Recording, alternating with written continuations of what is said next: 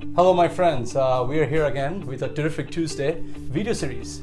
Like my earlier episodes, I will continue discussing techniques on preparing our mind and personality for a more successful pursuit with our ventures.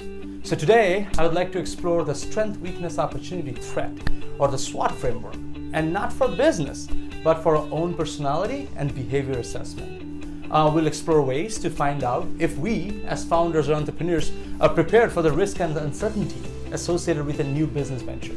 How can we assess our own conviction? Do we have the endurance needed for a change in our lifestyle and the demands of a mental state that will be on 24/7? Let's find out. So what is SWOT? The strength, weakness, opportunity, threat method has been used by businesses for decades to assess the internal strengths and weaknesses and external opportunities and threats. The same concept could be used to understand our own strengths and weaknesses and our opportunities and threats as in light of our journey with a new venture. So let's draw a SWOT quadrant first. For strengths, we should not be modest. Let's dig deeper and introspect repeatedly to understand our strong points. And it is not always skills or technical abilities, but could be questions like, am I a good listener? Am I a good observer? Do I give time to understand before making a decision? Am I patient? Do I value the big picture? Am I a dreamer? Do I excite others? Do I have courage to step up and connect with a stranger? All these traits are keys to our leadership role in a very early stage business, when you might be the CEO, the COO, the head of sales, and the only customer support guy in your company. Now, how will you figure out the weaknesses? Generally, we tend to find our weaknesses much lesser than our strengths, don't you? Just ask yourself, what is your biggest drawback that has cost you a friendship, a career opportunity, a leadership role, or a job by itself? Just ask yourself, do I get angry easily? Do I get numb when I face people in a public event? Do I feel anxious whenever I am uncertain about something? Just ask these questions. Be honest to yourself, or ask your friends. You will be quite surprised.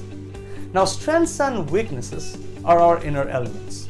And that's good news. It means we can act on them or utilize them more often or use them as leverage. Or we can improve on something. These two things are good news because we have control over them. Now it gets interesting with the other two quadrants, opportunities and threats. These are external to us and often we do not have full control on these attributes. So what will you consider your opportunities to be? When you are leaving behind your safety net, your salary, and about to navigate to uncharted waters, you have to be resourceful. We talked in length about being resourceful in one of our early episodes. Opportunities are created by exploring our untapped skills and networks. When you're on our own, we need to deep dive and find areas where we excel, what we are good at.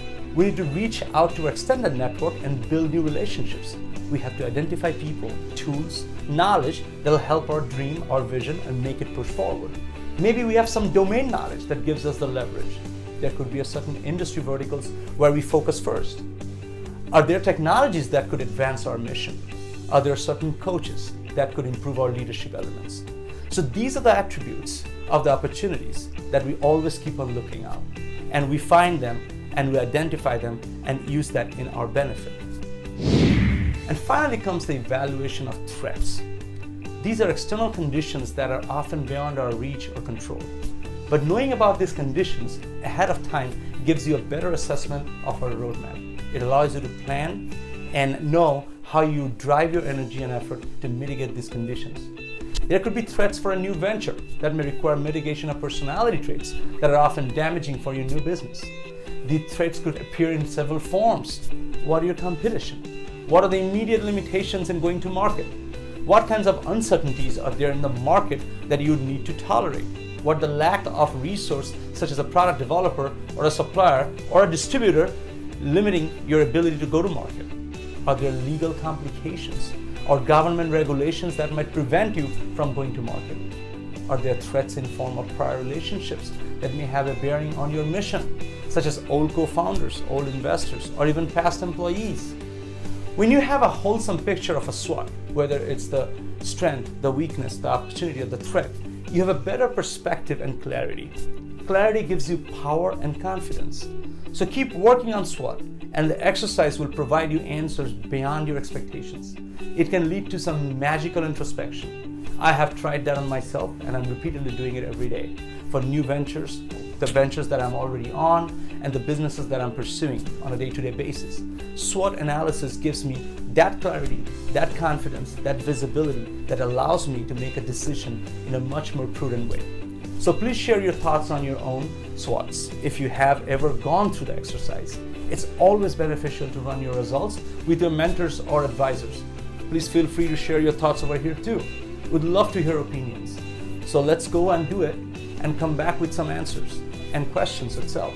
So I'm very much looking forward to your questions, your thoughts, and your 2 cents. Thank you once again for your time, and I look forward to the next episode and also hearing from you in the interim. Thank you and have a wonderful rest of the day. Bye now.